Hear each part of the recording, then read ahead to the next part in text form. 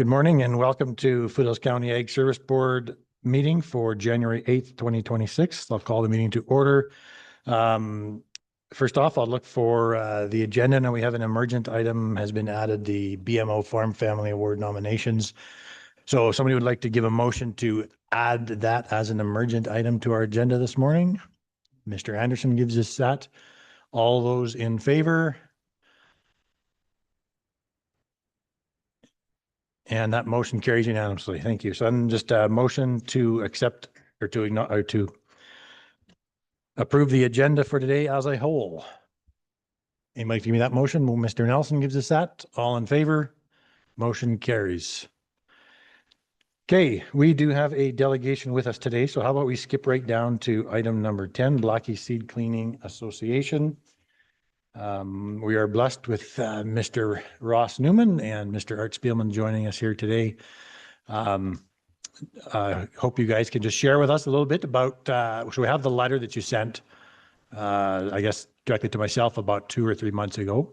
Kind of highlight a little bit about what you're hoping for in the future, what the plant looks like going forward.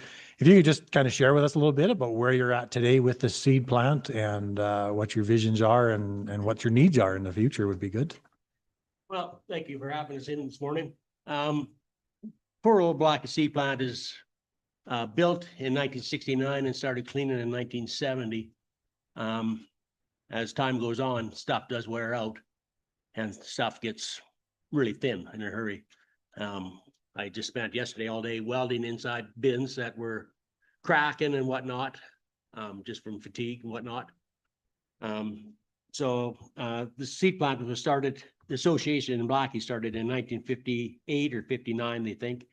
Rebuilt in 1969 into the existing steel plant. And they started cleaning in 1970. Early years, there was volume was 175 to 225,000 bushels per year. Now we're doing between 470 to 550,000 bushels per year. So you can just tell that it was designed for small volumes, and we're putting big volumes through a little plant yet. Early years, we used to employ 3 to 4 people around yearly. Now we're down to 2.5 and doing twice as much through that little plant. Do very little dockage anymore because time and space doesn't allow it. So we're strictly a seed plant, basically. Our area kind of goes right to the Bow River to the north, Foothills to the west, right into the Foothills, Highway 24 to the east, and then Nanton south. So it's quite an area we're serving anymore. In the early years, it kind of served the purpose for the farmers locally. And back when I started there, we had about 270 customers that we cleaned for. And today we're down to about 75. Huge farmers, huge trucks. So it's quite a challenge because we've done some expansions by raising our roofs and putting bigger machines in, but we're still using existing same size legs and whatnot. So everything's pushed to the max. So we're kind of looking at, we either have to replace the poor old plant or rebuild or do something. We just don't know how to go about doing it. I know back in the early days, it used to be the province would contribute 30%, I think roughly, and the county is 20%. 15% of it was the Foothills County, and then 5% come from the county of Vulcan, and then plant picked up the rest. But I don't know if that program is still in effect today or not. I don't know. So I don't know if Ross wants to carry on with a few comments or whatever. I guess we're just looking to tell you guys that we're going to be going to Edmonton or getting engineers involved. Building a brand new plant was completely out of the, because it's going to cost $7 to $8 million. And we have what, $1.1 million saved up now. And we're just hoping to renovate our plant and kind of hoping that we get some help from the MDs and the county, or the counties, I guess you guys know now, that what we're up to, just let you guys know what we're going to be doing. That's about it. It's one of the few, there's like the seed plants are getting fewer and fewer because the big grain companies are taking over the seed business. And with all these seed protected varieties now that we're getting less and less. So this is kind of guess we're kind of getting in trouble at. There's been quite a few plants have rebuilt over the last number of years, but I don't know how they went about doing it, whether they borrowed money from banks or went out to the farmers and collected money or sold shares or whatever. I don't know. This is something we're gonna have to look into, I guess, in the next little bit. But then, like I say, it's so few farmers anymore that I don't know how you do it. I guess it's just a heads up what we plan on doing in Blackie, because with all the rules, regulations now of everything, we don't be sitting there in the springtime wanting to do something and then we can't do it because the regulations, all the engineering studies that be done, that kind of stuff. I don't know if you guys retain engineers for structural stuff or not. And so we could use, or we don't know, because anything engineering studies cost a bloody fortune. So that's kind of what we're up against. We have a fair bit of money saved up. That's, keeping the old plant going, so. Guess that's all we're here for, is just let you guys know what we're up to. Okay, thank you. We appreciate that. I'm gonna go to Councillor McHugh. He's the, I think, council rep on the seed plant. Did you have anything to add? Thanks, Mr. Chair. I think the only thing I would add to that part of the conversation is over the years, used to clean grain in Okotoks, and that's now closed. And now I think I'm right that Nanton's closed. I think they're doing something else with the plant down there. But the point being that as a place to clean grain regionally, Blackie is all that is left in the area. I think that's the only point I would add. Okay, and what kind of a lifespan do you think you've got left on the existing plant? The other day, Catherine was there that afternoon. I got a crack in my bin, so I don't know. Okay, It's like, is my car gonna run tomorrow? I don't know that neither. So, no, probably long since past the expected lifespan. well, I had the welder down yesterday, welding down there, and he says every weld on the seams are smooth. So you can just tell that the welds things are getting thin. Right. And I'm to the point now where I'm kind of scared to get, 2 or 3 farmers in at once, because if a bin does pop overnight or whatever, then you have that contamination problem, eh? And I just assume not have that legal thing happening. Yeah, for sure. We'll go to the board for any questions or comments, or Councillor Kendall. I do have a couple questions. So in your best guesstimation, what is your renovation going to cost? I know that's a hard thing to answer, but I don't know. Depends. There's guys we're going to a convention next week up in Edmonton. All the seed clean plants will be there.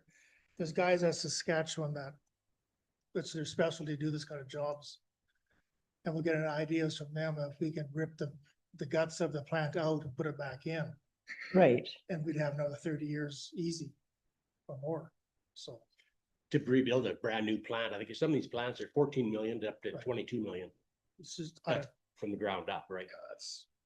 I mean, you had No. mentioned 7 to 8 million for new though, but, that was the last one built when Carnegie was 7 to 8 million. oh, so now it's double that. Yeah, double, yeah. Okay. And do you know who you mentioned there was a couple other local ones that did, that you were going to talk to about what kind of support they got and where they got it from? Yeah, we've never talked to anybody yet, so. Yeah. So that might be interesting to know too. Yeah. Yeah. This convention, that's a pretty good meeting place, eh?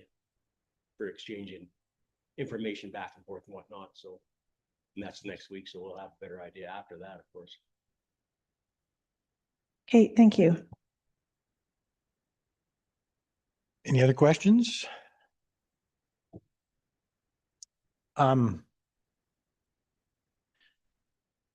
So I guess just trying to think of going forward. I mean, if the plant is a catastrophic failure tomorrow and you can't find the money to make it happen, what happens? People from High River area are going, Milo has a plant, Strathmore. Trouble is they gotta travel further. Those plants aren't set up to handle 500,000 more bushels. Even by dividing that by 2 or 3 more plants, that they can, they're to the max as well right now. So that's why I say I think this Foothills or county seed plant in Blackie is very vital for this area. They do have mobile cleaners, but they've pretty well dried up. I think Yeah, there's 1 or 2 left, I think. Okay. sure don't want to get into that game. go ahead, Mr. Nelson. Good morning. How is the board set up? Like, how does it work? It's a not-for-profit then, or how is it? It's supposed to be not-for-profit. But is that how it's like, and then there, who sits on the board? It's all farmers, All farmers and then RD's on as a, just just, county rep, and then just there's as a Vulcan, county. Vulcan has a rep, then there's 6 members, 6 board members, 5 or 6 5 or members. 6, yeah. They're all farmers. Is that something you've explored as well as a mobile type plant? What's Is that something you've explored also as like a mobile type plant instead of build? I don't know. I don't know. I don't think you want to have mobile in the county here. No. I don't think so. It's just too many weed seeds anymore at this day and age with the weed seeds, contamination bouncing down the roads and whatnot. It's not a good idea. Yeah. Oh, And like the fusarium and all that, like these, you can't get that dust out of your equipment very easy. And that's a very bad disease again. There's got to be granting options there, isn't there too, as well? Because you said you have money in the bank as well. That won't go very far though. If you guys match, it'd be fantastic. and you've talked to the province, Yeah, I've talked to Chelsea Petrovic, but she's never ever got back to us, so. She come actually right to the plant and had a bit of a tour. She was quite interested and she seems to be quite adamant about that. She doesn't take no for an answer, so she was gonna go after the ag minister but then all those guys are kind of in turmoil right now too, so. right? I don't know if she's having much success or not. Okay, Councillor Kendall. I was just gonna ask, have you spoken directly to John Barlow or RJ Sigurdsson? No, I think Chelsea was gonna Was- talk to RJ. Because I'm just thinking federal money might be more. They know our plight. We've the sent feds RJ's do? been in Blackie a few times. Sorry, They know what's going on in Blackie. and who has been there? RJ Circuits. Oh, RJ, but not John Barlow, because he's federal. He's been there, but he's down, he's ever been to the plant. No, No, I don't think so. Okay, Councillor McHugh. Sure, thanks for that. I think that I'll go this direction. So in order to expand it a little bit, if we go back to how hard would it be to increase the capacity to be able to not clean grain, but to I lost it. Clean for dockage. Like if we did do the plant, would it be a consideration to do more dockage cleaning? Is that a possibility? Just looking at ways to expand the services. it could, but you're gonna have to do more year-round cleaning, right? Right now, we do most of our seed cleaning from November till May, and we don't have time to do anything else. And that's right after harvest, and that's when you want to do your dockage cleaning, right? So unless you increased your machinery by twofold, it's impossible to do it in that little plant. Well, that's I guess that's where, we're I guess we'd call this brainstorming at this point at which direction a person wants to go. we're limited on farmers. So in order to increase the revenue, what avenues are there? It's possible, like these guys, some of the guys had color sorters in their plants, and they've removed them just because they've got too much dockage cleaning involvement and not enough seed cleaning. Hmm. I know like towards Milo that way, he's a great believer in doing dockage cleaning, and all the farmers, or a lot of the farmers out in that area had to go to Vulcan to get their seed cleaned just because they're getting impatient, couldn't wait that long. So I always go back to the old story. The old sign on top of the plant used to say Blackie seed cleaning plant. And in the minutes, it does say, if you had spare time, you could do dockage cleaning at the end of your seed run. So, but as it is right now, the plant can't do dockage cleaning unless you do it in the summertime. It's also pretty hard to compete with the grain companies because they also will give you breaks or on heavier dockage than it is to clean it out. So. Hmm. Yeah, but yeah, you do need to have it somewhere. But we just don't have time to do it. So in terms of ergot, that a color sorter takes that out, or how do you clean ergot out of? You can, You can, but it helps. It's a good machine for that, but it's a very expensive machine. And, you know, if you don't have the ergot, then you have the wheat barley mix or whatever.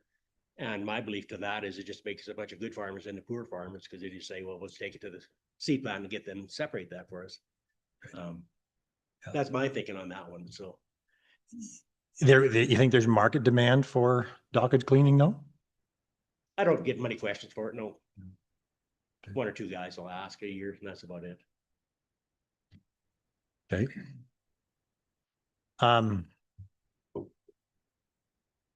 So I'm just trying to think of where we would go from here. I think if this board is amicable, I think I we think, could lobby. I think we're just telling you guys what's going to happen, what we're doing. And then if we get something set in stone, what our ideas are, we'll come back and let you know what we think we need and to go from there. Okay. Put together a bit of a business plan and Yeah, get a and- business plan of if it's worth it or to burn the damn thing down. So But it's steel. That's the bad part. that part, yeah. it doesn't burn very well. Yeah, yeah. And if it came to a certain point, I mean, the board, if the board were to walk away, situation like that, would the county wind up with it? I think that's how it's drafted, yeah. No, doesn't County, I would assume it, I think, don't they? the province? No, I think this first here, I think. First with the MD, I think. Is there municipally owned seed cleaning plants in the province? Any which, Any municipally owned seed cleaning plants? I believe Camrose is, yeah. Cameras? Yeah. I think it might be the only one. I think they built it, or they built it, I guess. County did up there. Okay. So Okay. feel free. No, that's not what I'm suggesting. Just, Gladly run. yeah. Okay, well, I don't know what that plant cost. I don't know. Did you ever phone them? Yeah, so Camrose County owns their seed cleaning plant and have for years. And so when they took this on, there was one grant that they were able to apply for through as a municipality. It was the Municipal Sustainability Initiative grant. And they got about $2 million from that. The seed cleaning plant cannot apply for that because it's only open for municipalities. I talked to Camrose County. I also talked to the Hussar seed cleaning plant, and a little bit to Wheatlands and in Westlock. And what the majority of the seed cleaning plants are doing is that they're getting the county to take out a loan from the Alberta Capital Finance, just because the county can get a lower interest rate, and then the seed cleaning plant pays the county. That's how most people have been doing it. For grant availability, there's really not much out there for the kind of the situation that they're in. So, yeah. okay. I don't see anybody jumping up with anything further. So I guess from here, we'll let council know of our discussion and the need, pending need. Oh, sorry, go ahead, RD. Thank you, Mr. Chair. Well, I'm just going to be perfectly blunt. I appreciate the presentation, but basically my takeaway from this is we've painted a very bleak picture. You've described a situation where we have an aging plant. I get that. I guess maybe you're just stating the realities, but we don't have a very positive base business case to get behind expanding this plant. So from my perspective, that if in order to move forward, we're going to have a better business case, because to get behind a aged seed cleaning plant with little prospect due to the fact that it's getting harder to even find grain to clean, I don't know how we muster support to get behind the business case presented. Thanks.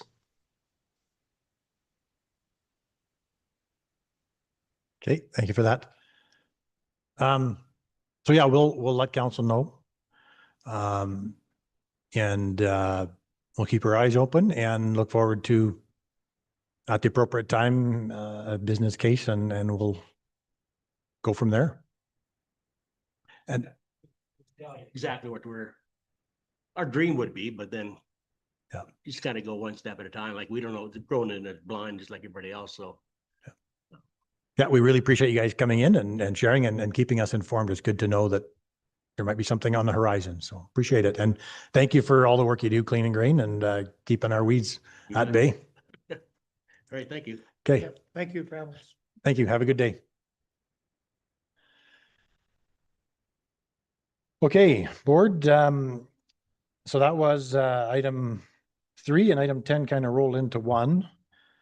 So if anything else, otherwise I would look for just a motion to acknowledge the letter and conversation with Blocky Seed Cleaning Plant Association. Mr. Anderson gives us that. All in favor? Motion carries. Do we do minute? We didn't do minutes yet. Trustee all had a chance to look at the minutes, so a motion to acknowledge or to approve the minutes. Unless there's changes. Anybody want to give me that motion to approve the minutes? Sorry, you're alternate, correct? I'll give you that, Mr. Chair. Mr. Nelson gives us that. All in favor? Motion carries. Monthly activity reports. Ms. Webb, were you gonna hit the high points on this or? So you have your October, November, December monthly activity reports are there. Right now, our seasonal crew is laid off. We had one seasonal crew that was still working for us. He'll be back in January. And another point is the new truck 702 is just over at Public Works getting made up to be a spray truck. I think that's about it. If there's any questions on those. Any questions on the activity reports?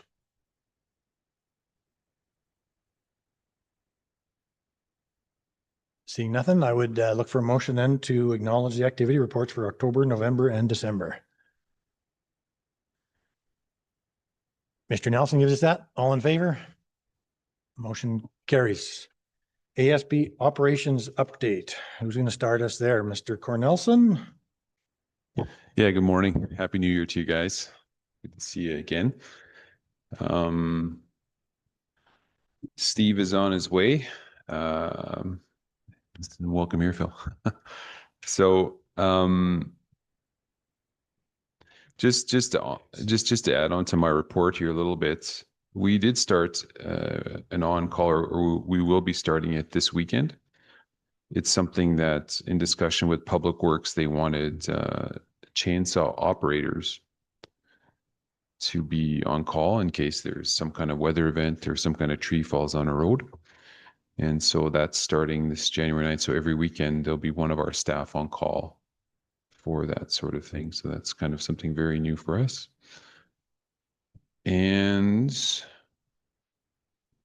we also talked a little bit about the mulching. We're doing some contract mulching this year. I'll talk a little bit more about it later, where the money's coming from that. But that is supposed to start mid-January now. It was supposed to be beginning of January, but now it's kind of mid-January. We're going to be contracting out some brush work on a road that is west of Pritis. We kind of identified that road as needing to be done, and this is kind of to see if we're going to be doing more of this sort of work with the contractors. And I know we have 3 bylaws that I think are working their way through towards council. So one was establishing an ag service board, one was a wild boar bylaw, and then the wild careway bylaw. Hoping to have those done before I go on my vacation in February.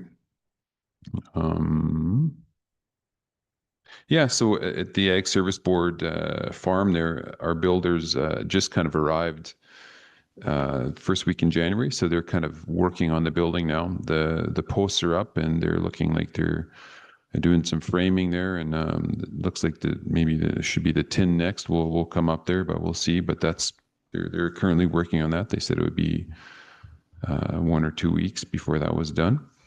And at in-service training, just a couple of things I found out there about strychnine.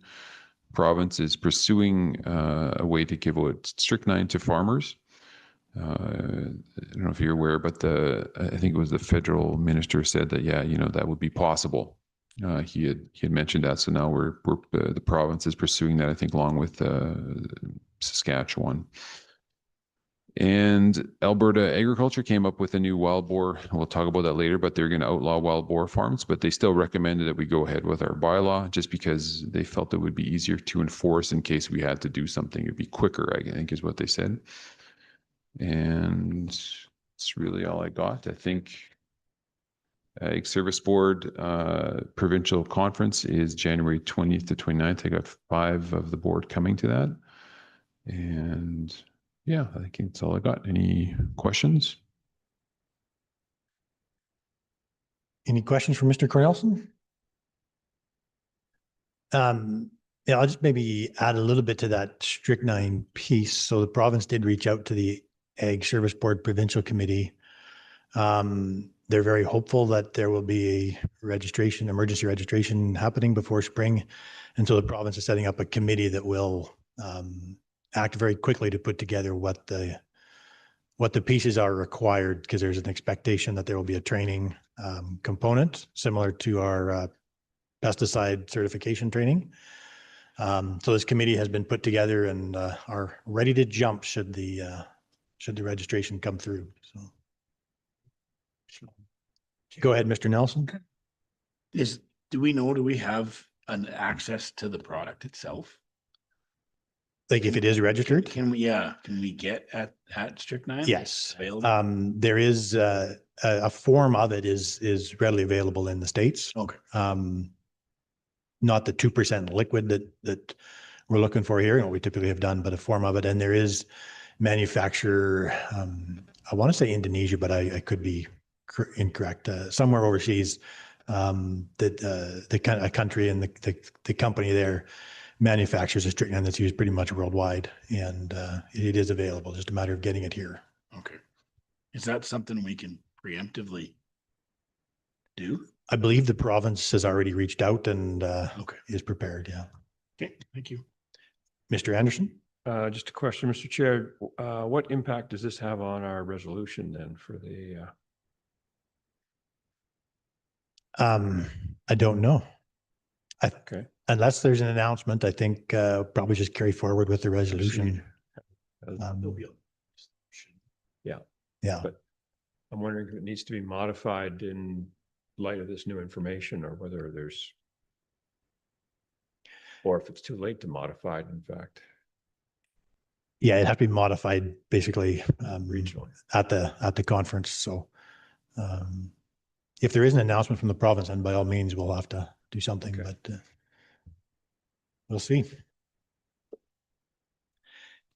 Okay. Did anybody else in the ASB department have a update to? We'll go to Conservation Advisor McHugh. Yeah, so we held an EFP workshop on November 12th. We had 3 people who signed up, only 2 attended. The builder, the banker, and the brewer was postponed December 11th. There was some freezing rain in Lethbridge, which one of our presenters is coming from there, so he didn't make it. But it's been rescheduled for January 28th.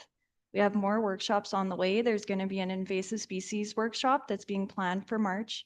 We're looking at having a tree care and pruning workshop in April sometime. And we're starting some planning for a larger workshop / field day in June. And yeah, and more workshops are on the way. November 10th, I attended the Blackie Seed Cleaning Plant Board meeting and have had additional meetings with them. This was to talk about what they presented on this morning.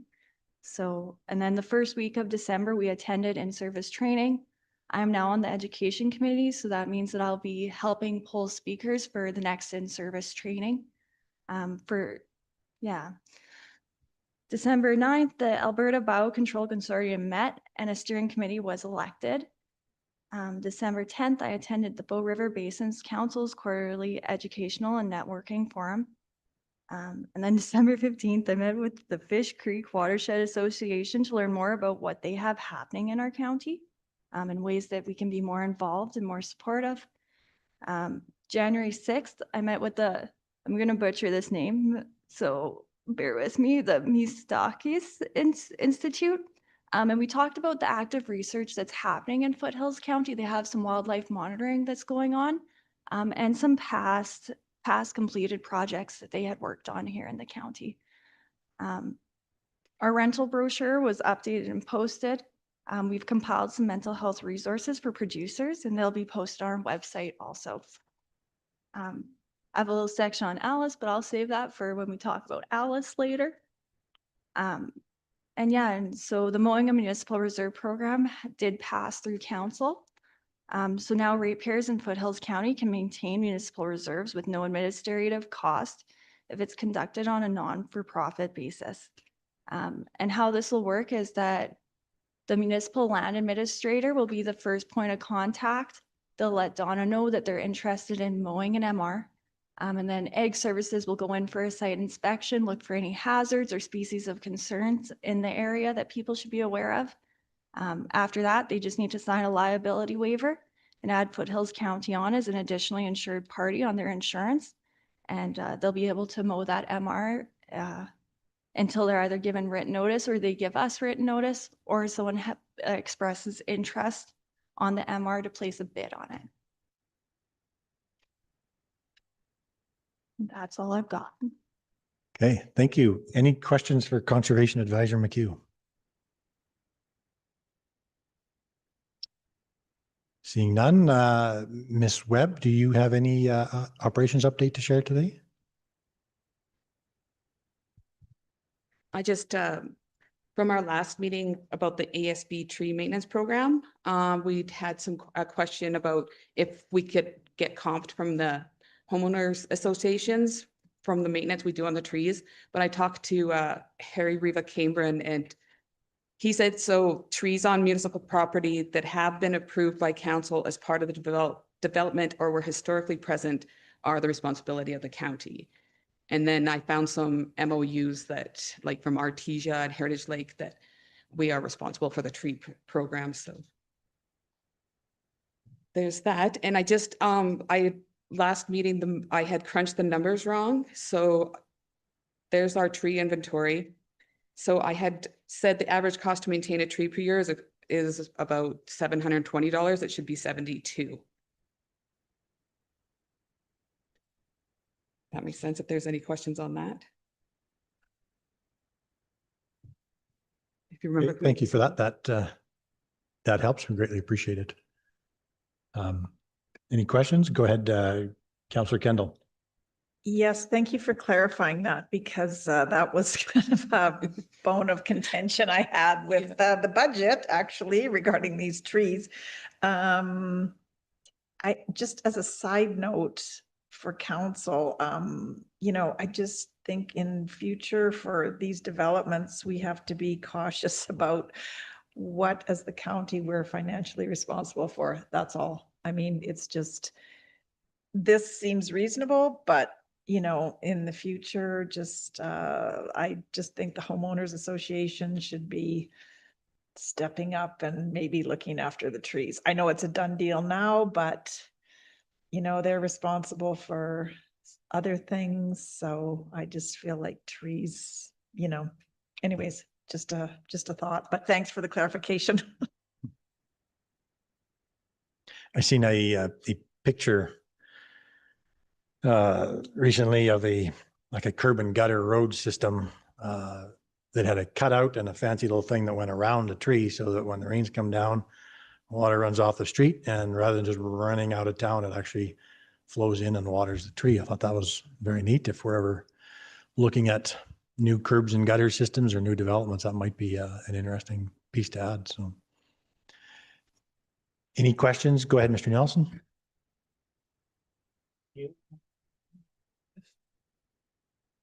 We don't have a lot of ornamental trees that we take care of in Kaylee. We do pruning through the town, and we did some last early winter last year. So we will prune in there, but yeah, they don't have a lot of ornamentals in their parks and that. Yeah.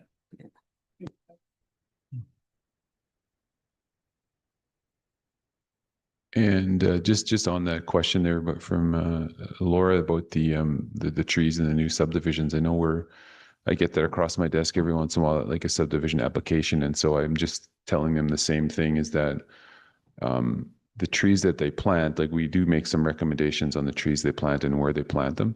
We try to keep them away from the road somewhat so they don't obstruct our equipment.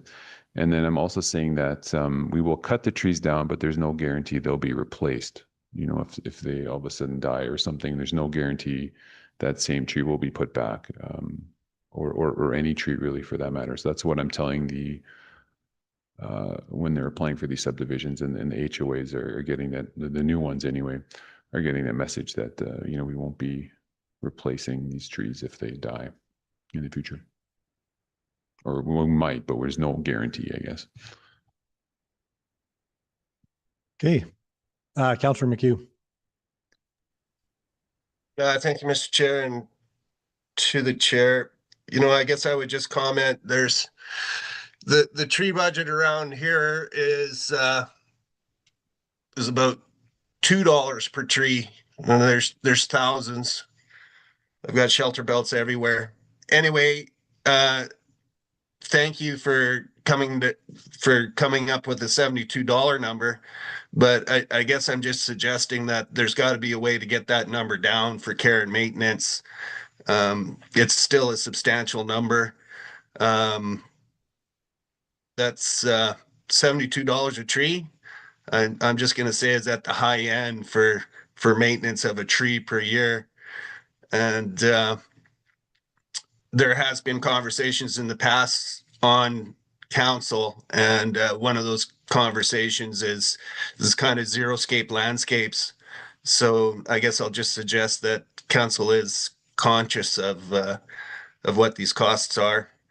And yeah, if it's the homeowners associations and they have done anything, if they request more or they add on with their agreements, then just to be conscious to make sure that we do capture those. Thanks.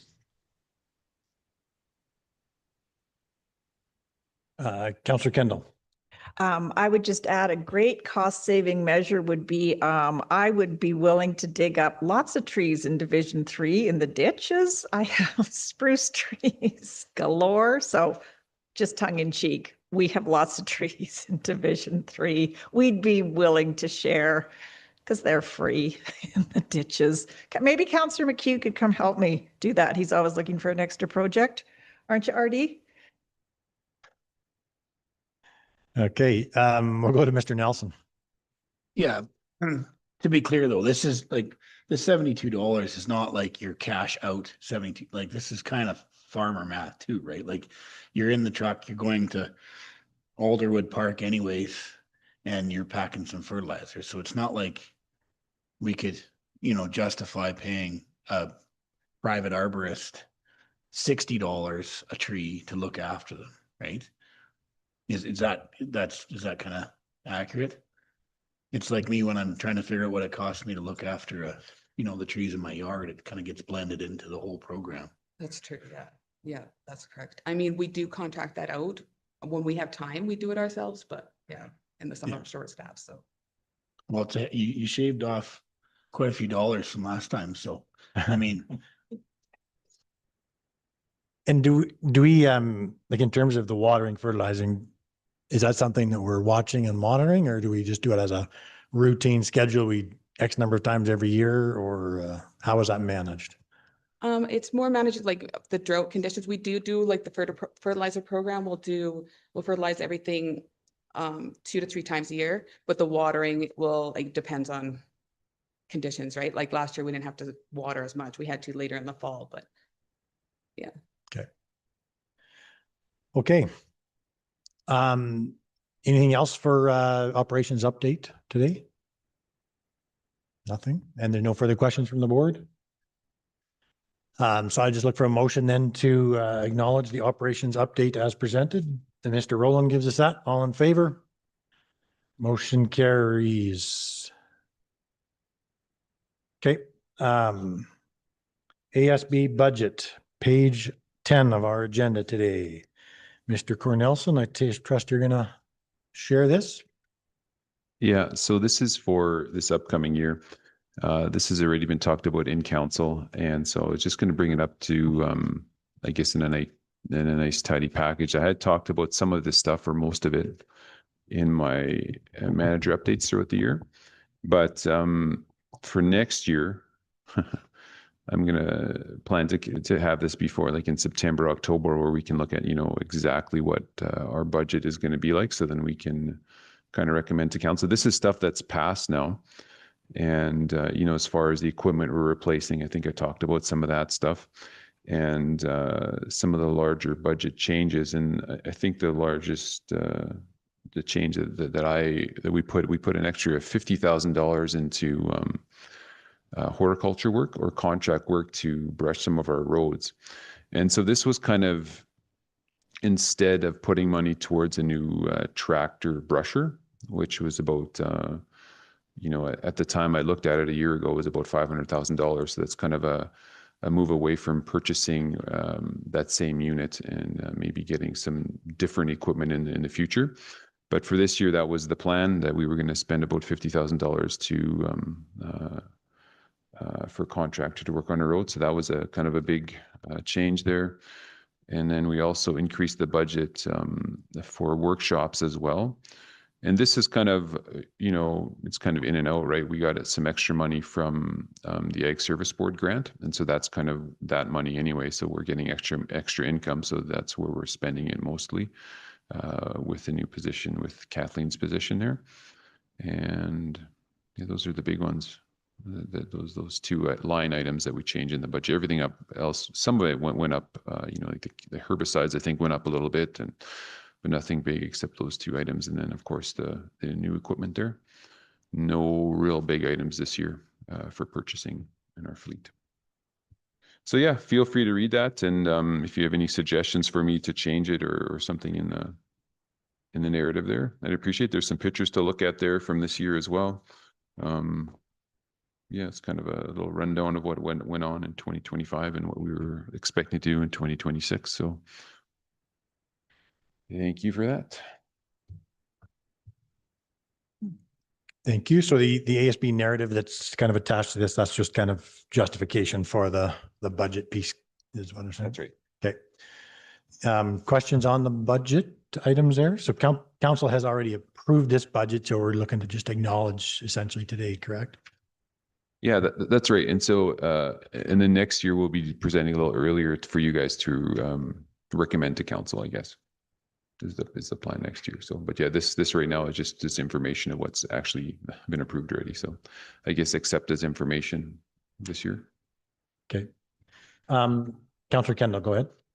I did have a question. So on page 8, the mulching, I know we approved this for the mulching by Pritis. which you got a very good quote for, because I know some of them were a lot higher. So the 11,500. And so then your operating budget. So how many miles or kilometers is that one in Pritis roughly, if you know? A couple, 3? Yeah, it's 2.5 miles. Okay. And I guess so that money from that, we had a bit extra from our 2025 budget. And so we're using our 2025 budget to pay for that specific road. Okay. And so if it follows, then it would be, yeah, about every 10,000 would be about every like 2.5 miles, I guess. Okay. So that kind of works out then, that would give you enough to do 10 miles of RO. Okay. Yeah, that is a very big estimate, because like summer roads, I guess, would be a lot. Yeah, but yeah, I guess we'll find out over this year. At the end of this year, we'll have a better idea of what it costs per mile. Yeah. And I know I've brought this up last meeting just because I did have residents express this to me, that they would like to take the initiative to do, brushing and or mowing in front of their places. And I think it was Mr. Rowland said, it's not really practical, and maybe in a lot of cases it's not. But just did kind of want to bring that up again, that some residents are, interested in doing that type of work themselves, and it could provide, a safety. It could be a safety issue sometimes too that they're concerned about. But anyways, just wanted to bring that up, that there are residents that are interested in, like you're with the MRs, doing the mowing and kind of maintaining.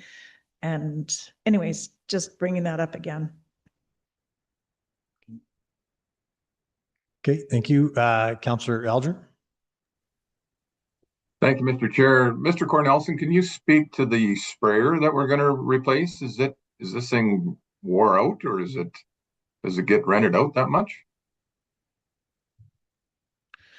Yeah, they do get rented out quite a bit, and then especially if we ever kind of move into doing more weed inspections, then I think even more. But yeah, they are, like in the springtime, they are pretty regular. And so, yeah, they are getting worn out. I'm trying to remember what there was one of them did break down and wasn't working. And so then, there was some, they are fairly old. And so it's just a matter of time before I think those pipes are starting to corrode and stuff like that. So this is just part of them needing to get replaced. And I think the unit that we're planning on purchasing, it won't have a boom. It'll have boomless nozzles, so it'll be a lot easier to spray around fences and things like that. Yeah, so I'm thinking it'll be rented out more as well. It might even be like one of those things where it takes the place of both of them. I'm not sure. Gotcha. Okay, thanks for the clarification. Councillor Kendall. I was just going to say, if it's the same sprayer that I rented 10 years ago, yeah, thank you for replacing that, because it, thanks, because I think it would get utilized a lot more if it was upgraded a bit, but. Okay, just about, you got a flail mower here, replacing at $25,000. I guess every summer when I see the ditch mowers coming along with the flail mowers off the side of the tractor, traveling at a whopping speed of 1 mile an hour or less, and a disc bind mower traveling at 12 or 13, 14 miles an hour. I always find that a little bit difficult to take. Have we looked at changing our flail mowers out and going to disc type mowers instead? Just for efficiency's sake, it would be a fraction of the cost on a per mile basis.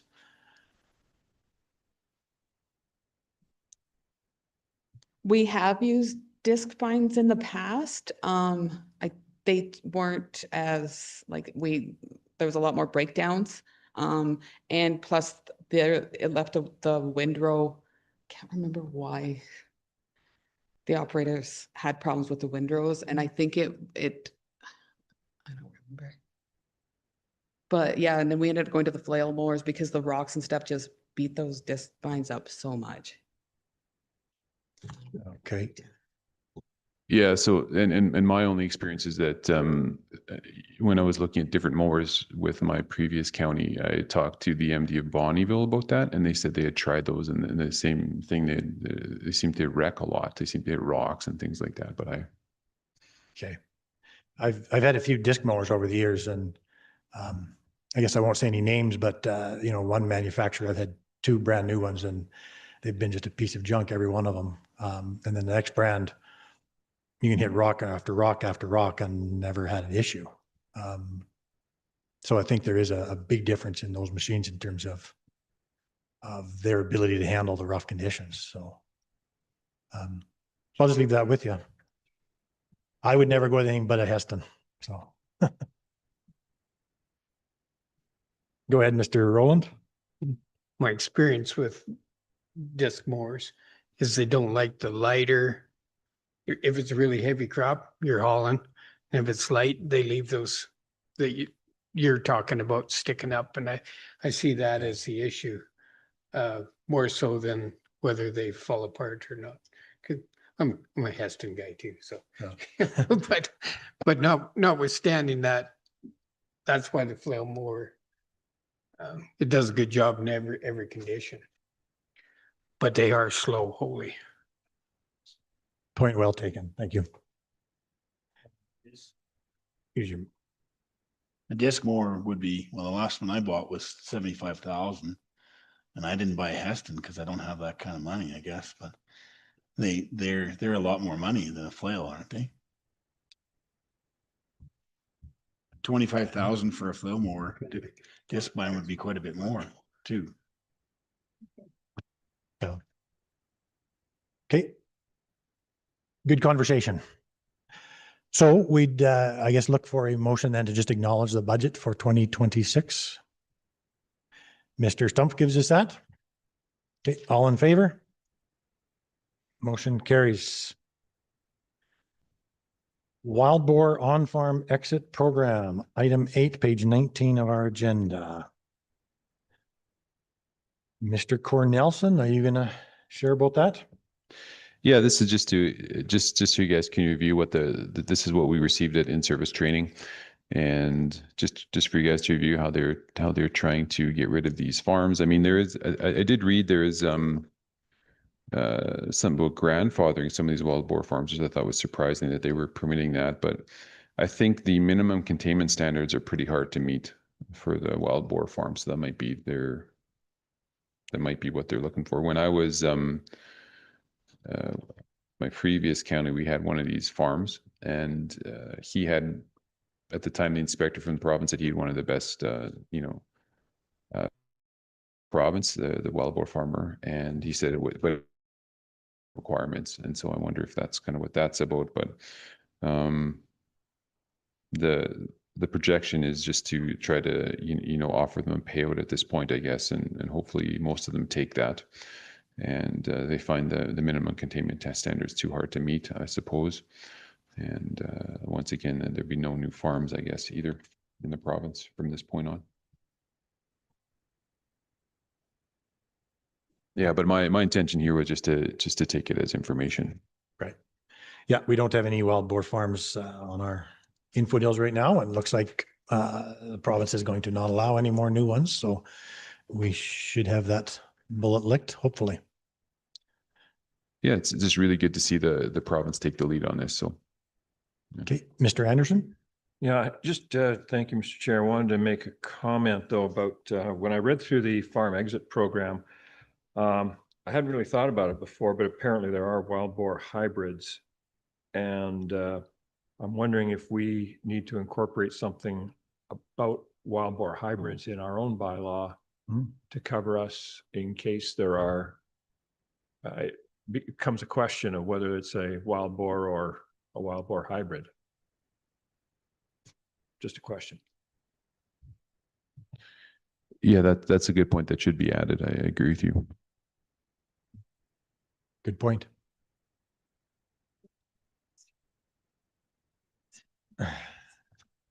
Okay.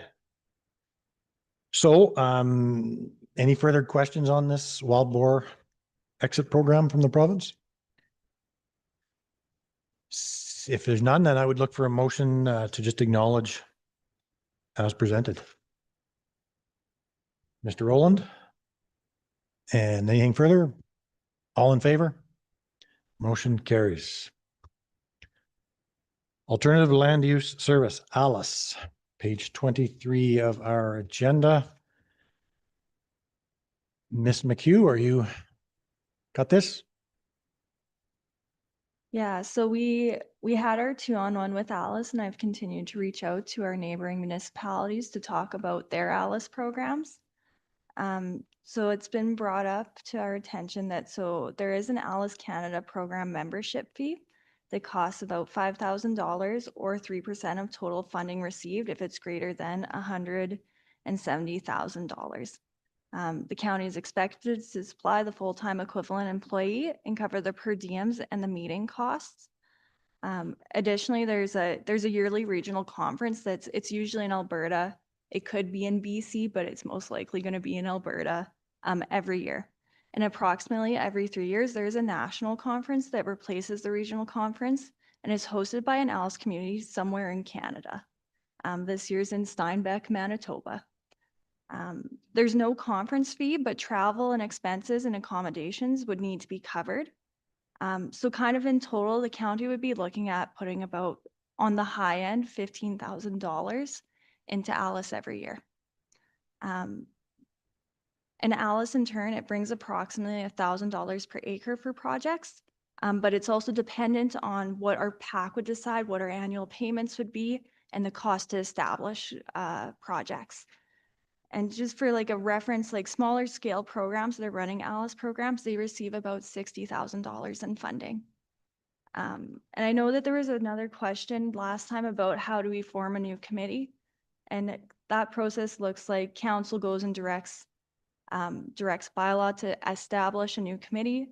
And then bylaw outlines terms of reference, schedule, membership, and how the chair is appointed.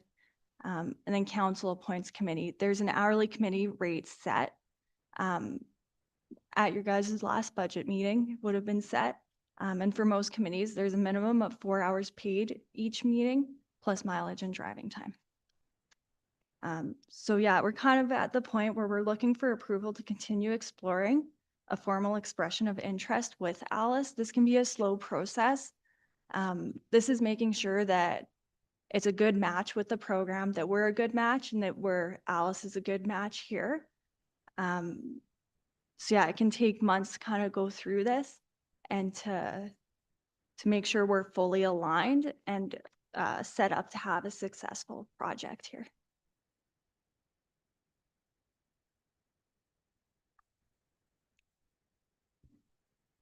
Okay, didn't quite expect that cost. Can I just throw in too? So we could actually offset this cost too. There are other grants out there. So part of Alice is we could also apply for grants outside that are like the wet or watershed restoration and replacement program. I believe the WRRP. I feel like I butchered the name, but we can apply for other grants that it could help cover some of these costs too. That would be a possibility. I think also the first year they will waive the fee, right? Yeah, sometimes they waive the membership fee for the first year of that $5,000. Just because we're just kind of getting rolling, you know. Okay. So I guess as a minimum cost, we're talking, I mean, if they waive the first year, probably a couple thousand just in meeting costs, but then going forward, a minimum would be probably 7,000 per year to be part. It's a chunk of change. Yeah, and just just further on that, like gaining funding from other funding sources for the program, I think it would set us up well for the next Ag Service Board grant cycle, that we might get more money for the environmental stream with doing a program like this. There's no guarantee ever with those guys, but I do think it would set us up well for gaining more money in that. I think it's the environmental stream of the Ag Service Board grant. So mean, there's always that. And like Kathleen said, there's other options too, but yeah, I don't know. And it is one of those things too, where we're not signing up for a long period. It's a yearly thing. So if we find it's unattainable at some point, I guess, then we step back. But I think from the research we've done, there is interest from our ratepayers and yeah, and our board too. So yeah. Okay, so I'm just looking at the resolution that we passed last time, that the board acknowledged presentation from Christine Campbell from Alice and direct administration to investigate and find information for Foothills County to move forward with the Alice program. Further, that administration investigate how to establish a new board committee. So if the board seeks to continue, then the next step would be what? The next step would be to fill out the expression of interest for Alice. That would be our next step. And so that's what this giant package is in front of you. And the cost won't come into place until sometime down the road, other than the administrative cost of Yes. papers. And In the first year, like I think the major cost would probably be the per diems and the meeting costs for the pack, right? We would probably have, you look at having about 4 to 6 meetings a year with your pack, but in your first year, you're going to probably have more meetings. So I'd say we're on the higher end of 6 meetings in the first year. Yeah. And then and then there is that conference that they've talked about that they like Alice coordinators to attend. But okay, I'll go to Mr. Rowland. I just want to remind us that all of these funding sources that I just finished listening to all come from the same place. That would be the taxpayer. Okay. Councillor Alger. Thanks, Mr. Chair. Ms. McHugh, the employee that's gonna run this thing on behalf of the county, is that a new hire or a part-time hire, or is that something that that's gonna land on your plate? so the way we've discussed it is that it would end up being on my plate and that I would be the Alice program coordinator. Okay. And just carrying on with Mr. Rowland's comments, is this something that would come out of the ASB budget in the future?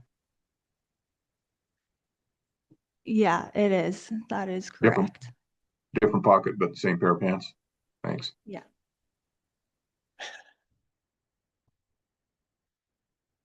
Okay. Councillor Kendall.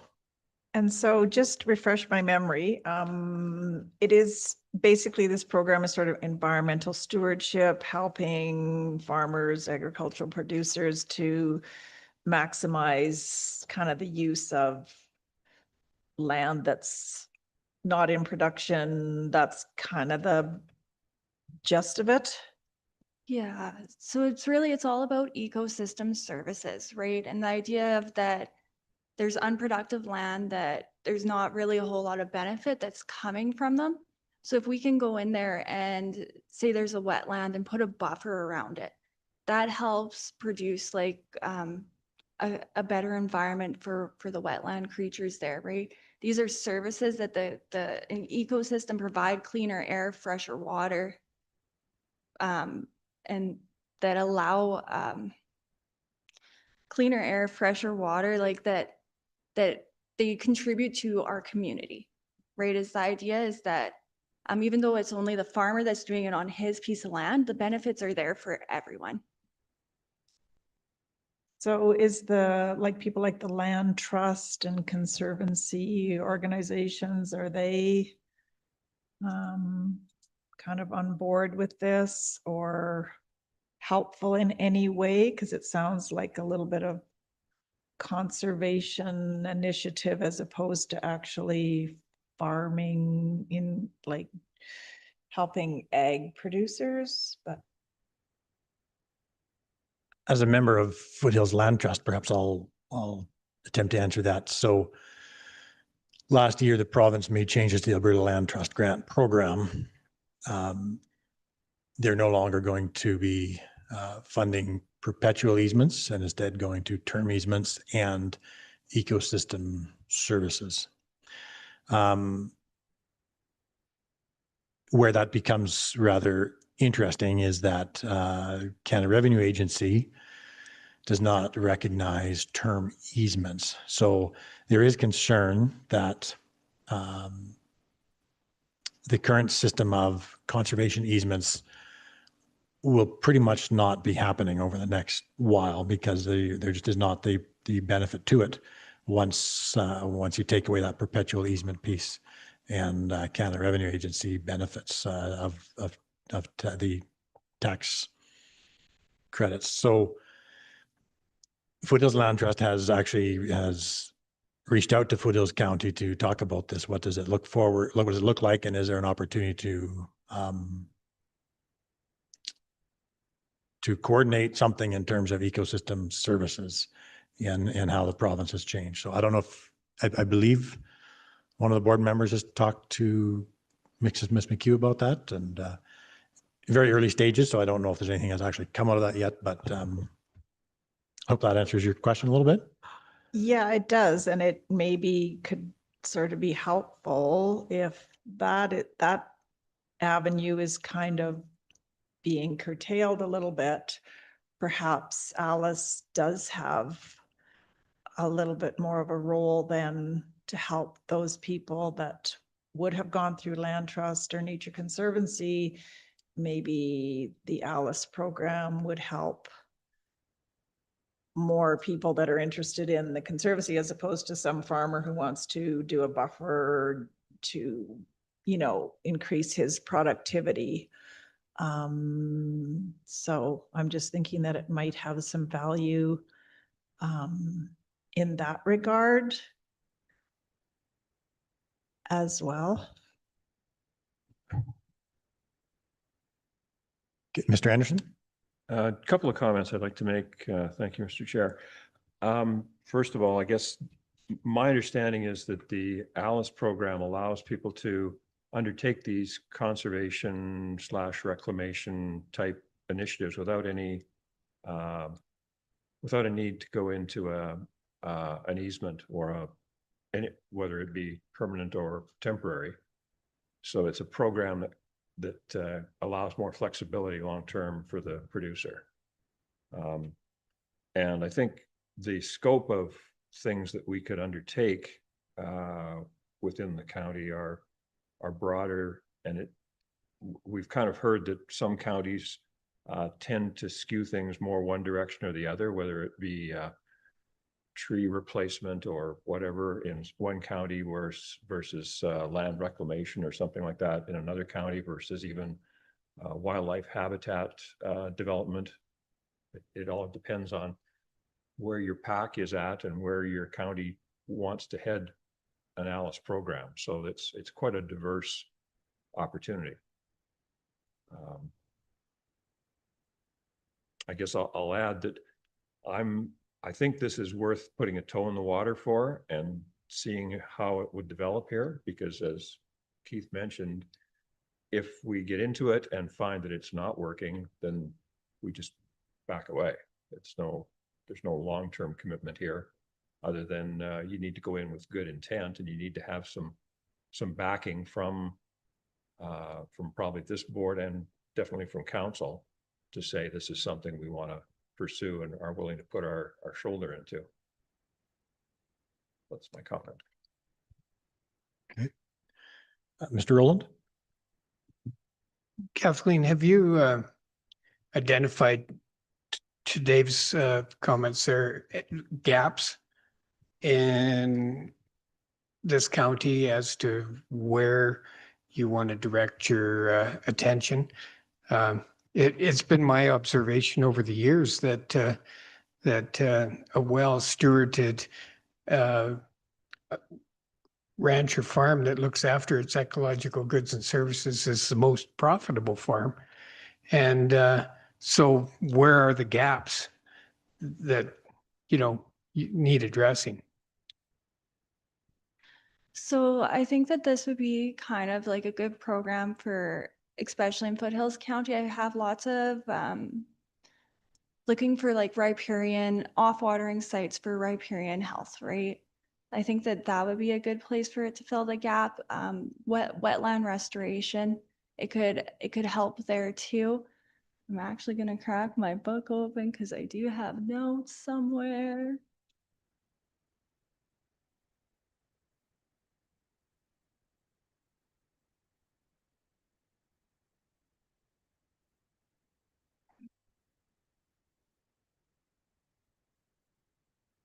I'm sorry, I'm drawing a blank. We had a whole discussion about this, but I do think that there. Keith, do you remember kind of what we discussed with Alice? Well, let's see if I can, what I can add here a little bit. Yeah, like that's something that for sure that, and Kathleen's got, does have notes on this, so she can bring that forward. But what I sort of remember from the meeting is I was thinking about funding. And I know that one interesting, like, I'm not sure how much of the funding that Alice gets is from private and how much they are through government, but they do get a lot of their funding through the private industry. And I know they've had a lot of discussions with certain agribusinesses in our area, and they've said, well, we don't really want to fund right now because you don't have Alice in Foothills County. Like, she's actually said that before. And so it's almost like by us doing this, we'll actually open up a lot of extra funding for them through the private industry. So I thought that was kind of interesting. And as far as, specific areas where we need to address in Foothills County, all I have to add is that there are people who are approaching about this, that have projects that they want to do through Alice, but then they're just told that Alice doesn't operate here. Is that? Yeah, that is. So Christine gets one to two formal inquiries. So that's like an actual email that doesn't account for phone calls and other methods of asking about Alice. But she has been getting 1 to 2 inquiries, formal inquiries per year. So, and then there's more with that for the informal. Okay. So on page 23 of our agenda, we have some possible steps forward. So to recommend to council for ASB to establish an ALICE within Foothills County, or any other direction that the board takes. I guess from my perspective, our residents have expressed interest and desire. So I'm kind of along the same lines as Mr. Anderson in terms of might be worthwhile getting our toes in and seeing where it lands in the longer term. Especially if we can get that $5,000 waived that first year, that would be beneficial. So what say the rest? Councillor McHugh. Thank you, Mr. Chair. I was just going to give you the motion to take the next step, which was to initiate the application process, I believe. So we put that motion forwards as a resolution to go to council for approval. Okay, I'll take that motion. Anybody else? Councillor Kendall. I think for myself, my only trepidation would just be, every time you open the door to funding, it's like, where does it stop?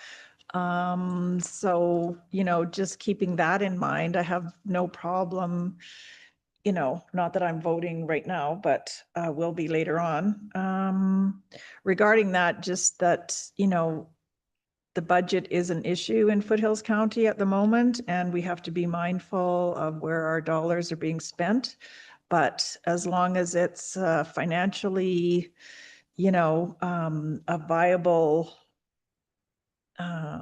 stream of events, then I have no problem with it. Okay, anybody else? We have that motion from Councillor McHugh to recommend to council to establish and fill out the application form for Alice.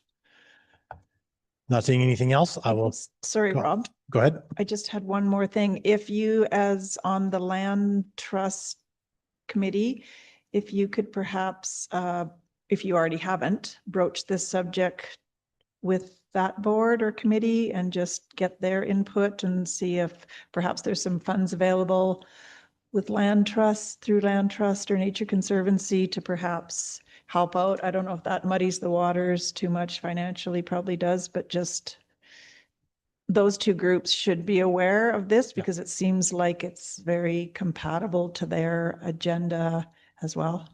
Yeah, very much so. Appreciate that. Councillor McHugh? Thank you, Mr. Chair. I guess just a quick comment on that last comment is I think you'll see the conservatories coming to us at Alice for funding support for their projects is what I see coming with the land trusts. But through the chair to ASB, if I do have this right, so when Public Works disturbs when our own Public Works department displaces a waterway, then can we not leverage this to the advantage of the municipality for the replacement of that water for that wetland disturbance? Through Alice, no, you could not do that. This is for producers, producers only. So not for organizations, not for municipalities, for producers. Okay, but it is the responsibility of the municipality. I think it still is. If Public Works disturbs a water body that they may have to reclaim one somewhere else. There isn't a synergy there? Through the Wetland Restoration and something or other program, WRRP, if I recall. So yeah, so it could absolutely apply for that. And if it was a wetland that was disturbed, there is the wetland replacement program that's put on by, I believe, the government of Alberta that municipalities could apply for. Yeah, there are programs out there for disturbances of wetlands. Okay, Mr. Rowland? And I hate to put words in RD's mouth, but I see what he's aiming at here is the county disturbs ground here and it needs replacing, but I have a wetland project that needs done over there. Why couldn't one be leveraged against the other? I applied to Alice, fix my 10-acre site, and it offsets the county's 10-acre site. Could that not be done?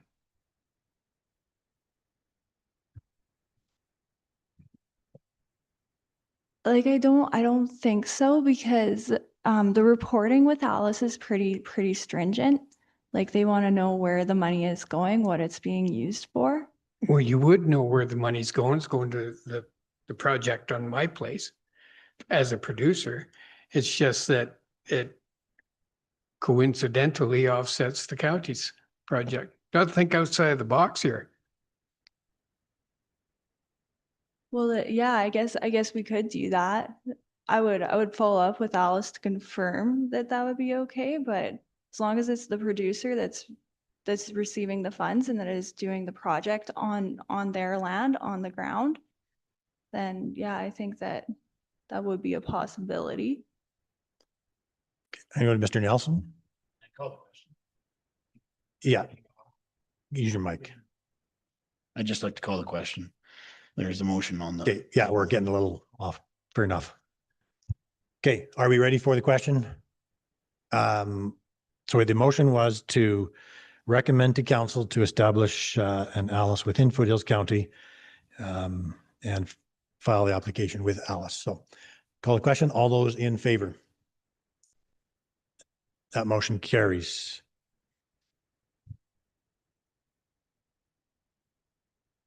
Okay, we did number 10, number 11, funding partners, page 43 of our agenda.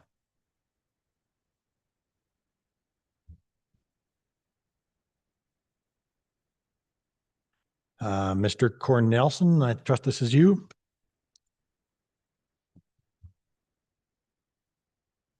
And unfortunately, I have another handout to give out to you as well. If you could, I'll get Bree, my lovely assistant, to. So yeah, this is like a yearly request from, I think we generally give out to 3 funding partners. And so I reached out to them all about, whether they wanted to ask for our support again. And so Alberta Invasive Species Council, they sent that email, which is in your package. And then I got this one from the Foothills Forage and Grazing Association. And yeah, and so then I'm just requesting your, I guess, support these organizations the same amounts that we did in 2026. And I think that the Foothills, specifically the Foothills Forage and Grazing Association, it was $1,000, and then I think we gave $500 for one specifically for one of their workshops that they put on, I think. Or no, it was $1,500 in just straight, I think, for them, and then $1,000 for Alberta Invasive Species, and then we gave the Heartland Training and Support Hub, which is formerly the, what was it called? Farm Safety Center. Farm Safety Center, $1,000 last year. So just looking to support them those same amounts, or if the council has a different number in mind. Okay, and we don't have a letter of request from invasive species or the Heartland Training, do we? Yeah, the Alberta Invasive Species is that email on the next page, and so they're just asking for like, I guess their form of sponsorship is through memberships, and so they want us to support them. One of the memberships there, bronze, silver, or gold, or platinum. But last year was bronze that we've supported them. And then for those Forage and Grazing Association, they had requested $5,000, I think, from us in that letter they sent out. But last year we had supported them $1,500. And then we haven't gotten anything from Heartland Training yet, but I'm assuming it's on its way. And so then maybe even if it comes in, that we would support them that amount at that time. Because I think it comes in February is usually when we get a letter from them. So, yeah. Okay. Thank you. It's good to get this all on one agenda altogether. Appreciate that. Any questions from the board? Councillor Kendall? Through the chair to the floor, what is Heartland Training and Support Hub? Sorry, maybe I missed something. What is that exactly? So they are, so we supported them last year, $1,000. And so what they do is they're very much into mental health for farmers. Okay. And supports that way. They also support agriculture safety. And so they present to schools in our area, I think it's the grade 4 classrooms. And so they present to those schools about farm safety to try to promote that, I guess. And so it's typically local people who are doing it, going to these schools. So years ago, when I was with a research association, it was me that was going to these schools and presenting to these grade 4 classrooms, just to get into those classrooms and make sure that, for the farming kids specifically, but even for those other kids who aren't on farms, that how important safety is and how quickly it can get out of control. And if you go onto their website, they have a very interesting website. They have some really interesting, videos to watch. I think even for my crew is very relevant for my crew, and maybe probably for your farms as well. So. Okay, so possible motion here is to fund the 3 organizations to the same level as last year, or the alternative direction. Anybody like to give a motion? If I may, Mr. Chair, Sorry? if I may, Yes, Mr. go ahead. Chair. In looking at previous minutes from the February 13th, 2025, I just wanted to note that each approval of request was a separate motion. So if we could do the same for this year as well, thank you. Okay. So we look, I guess the first one, Alberta Invasive Species Council last year was $1,000. Is that where we want to go? Does anybody want to give me that motion or otherwise? Mr. Anderson? I will give you the motion to fund the Invasive Species Council to the same level as last year, $1,000. Okay, thank you very much. We have that motion. Anything further? Call a question. All in favor? Motion carries. And Foothills Forage and Grazing Association, last year was $1,500. Anybody with a motion of some sort? Mr. Nelson? Mr. Chair. So that, 1 second. sorry, I'm just going to grab the motion and then It is 5,000 they're asking for in this letter. Sorry? They- Oh, use your Right. mic.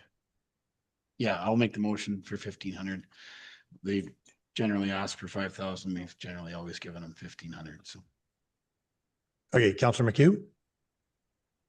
Thank you, Mr. Chair, and through the chair to Mr. Nelson. I'm trying to recall last year's conversation, but traditionally Foothills Forge and Association has been 1,000, and I'm trying to remember why we went to 1,500.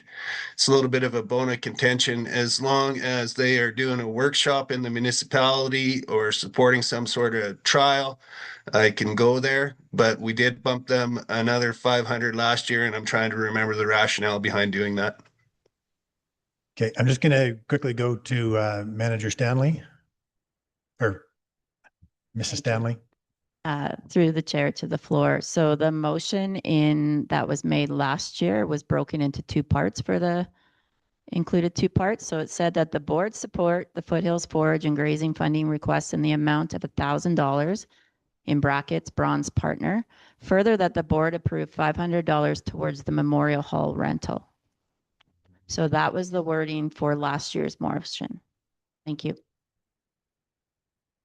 And that Memorial Hall rental was for a course of some sort, You're the AGM. or the AGM. Yeah, I think that was specifically on gophers. There was on gophers and ungulate control.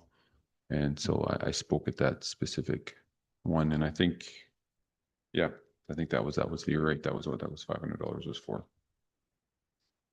And I do have this more detailed. I didn't, for you guys to, I can email this all to you too, but there's quite a few pages in it, and it details where they have presented in the county. They've done a couple of, last year they did a couple of workshops in the county, and they do keep track of how many county farmers come to their events as well. So this came fairly recently, and so she did say that Laura did say that she would be willing to come talk to us if we have more questions, if we'd want to delay this at till the next meeting or something like that. I'm not sure if that would be helpful, but or we want to just go ahead with the funding as it's presented. If I recall, I think I saw something they're bringing the Ranching for Profit School into Foothills this spring sometime. I'm the only one that recalls that. They've got,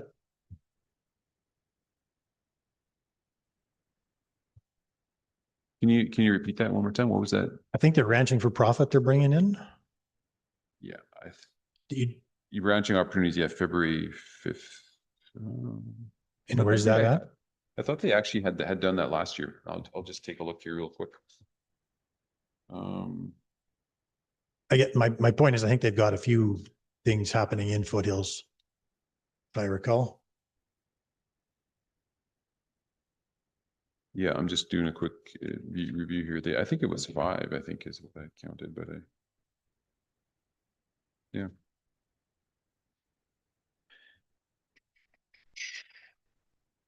Yeah, maybe that would be better just for me to send this very specific information. You guys can all take a look at this and then go ahead with the sponsorship after that. Would that be better? Okay, go ahead, Mr. Nelson. I'm happy to amend to 1,000. I forgot that we had added the 500 for a special event. So we want to continue with our same funding. I'm happy to amend my motion to $1,000 and then communicating to FFA that there is potential for support in a in-county event. Okay. Okay, so we have that motion for $1,000 to Foothills Forage and Grazing. Anything further? I call the question. All those in favor? That motion carries. And last one, Heartland Training and Support Hub, $1,000 was last year. Anybody like to give that motion or alternative? Mr. Stumpf? I'll give that motion for $1,000 for Heartland there. Okay, thank you. Got that. Mr. Nelson? Just to add that, assuming that they do actually send a request, that we do receive a formal request, then we would then send the money.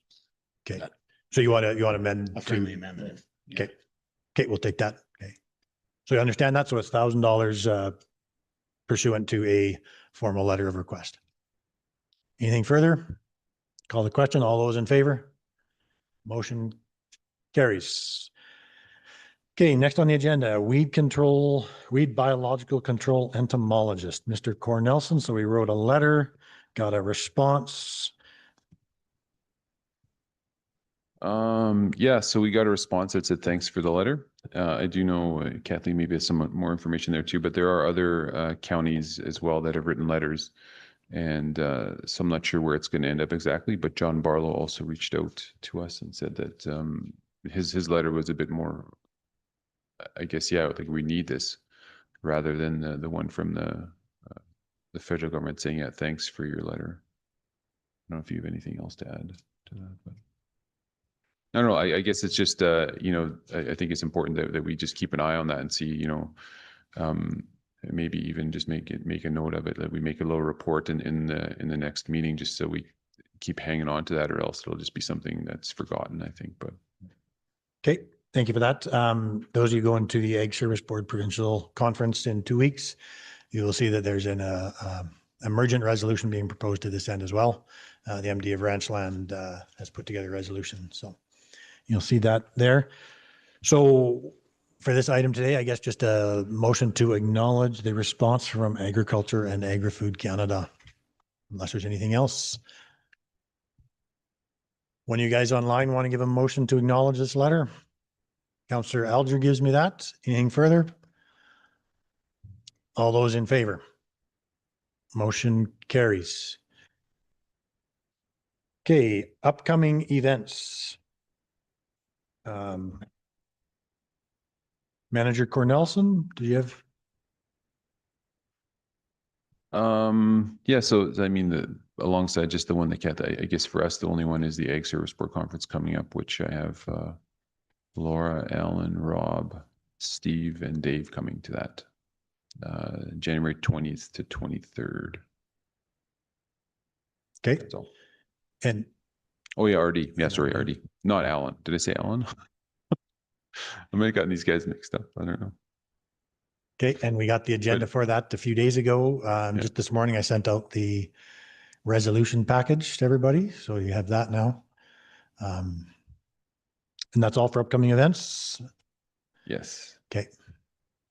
And for information, we have 1, 2, 3, 5 different letters there. Was there anything in there anybody wanted to bring out? Otherwise, Councillor Kendall? Can anybody just enlighten me about the onslaught, the on-farm slaughter operation issue? Just don't know much about that. Perhaps I could. Back in July, the province made some changes. They announced that they're reducing the total, they're putting in a limit on the amount that an on-farm slaughter license can slaughter, and it was 5,000 pounds of meat that could be processed by an on-farm slaughter operation license. They did, subsequent to that, recognize that what they meant to do was 5,000 kilograms, but there was also significant backlash over putting that in. And so the province actually, how's the right wording on this? They postponed any enforcement on it. So they didn't totally withdraw that limit. They're just not enforcing it, and they're reviewing the whole thing. So there were no limits previously, no limits. So there actually is a resolution to this and at the provincial conference as well. So you'll be hearing more about it at that point. I maybe just add as well that the province is struggling with this on-farm slaughter piece. They did a quite extensive audit of operation holders last spring or summer sometime to try to get a handle on what's going on, and they found less than 1% of operators are actually in compliance. So they have their hands full to try to figure out what they're going to do. When they opened this can of worms, what was it, maybe 5, 6 years ago? It has gone places they didn't quite expect it to, so. Okay. So I guess just a motion to acknowledge the letters for information as presented. Mr. Nelson gives us that. All in favor? Motion carries. Final item, we have the addition of the BMO Farm Family Award. I guess we're gonna be talking about names, so we should probably go in camera for this. So I'd look for a motion to go into closed session. Mr. Rowland gives us that. All in favor?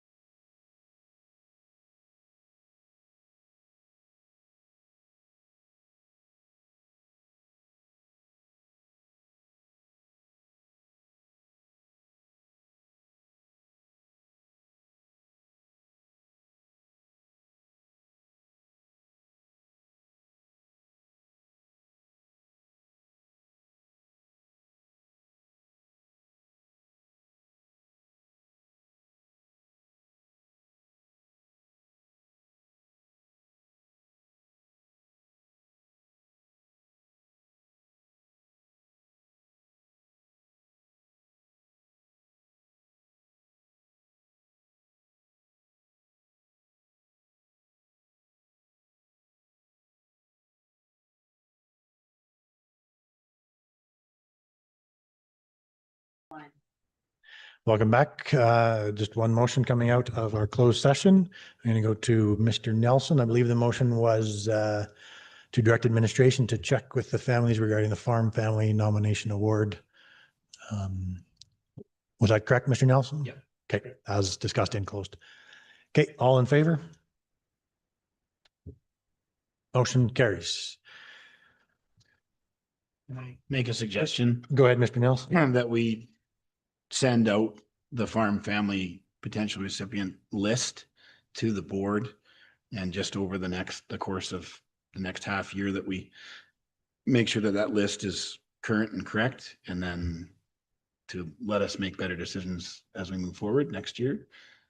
Just so that we know that the recipients are worthy and the right names are on the list. Okay. Thank you. That wasn't a motion. That was just a suggestion. So we all got that, and we can look forward to that list coming out again, and we'll just get this ready and better for next year for sure. Okay. Next meeting date is scheduled for March 12 at 9 a.m. We'll hopefully stay at 9 this time again. And since we have exhausted our agenda, I will declare this meeting adjourned. Thank you all for coming. Mr. Chair, Oh, Already been too adjourned. quick. yeah, we already adjourned. Sorry. Yeah, no, let's just make it an action item that we just do a little bit further investigation into the Public Works possibility of Public Works actually being able to leverage Alice for wetland conservation area replacement. And it might not just be private land. It would be curious to know if we have lots of MRs, so if we lose something doing a road, if we lose something doing a road, the municipality itself might be able to leverage one of its MR. If you follow where I'm going here, I think there's a synergy there. Just would ask that gets explored a little further. Thanks. You bet. Yeah, conversation between ASB and Public Works. Okay, thank you. Thank you all for coming. What time is your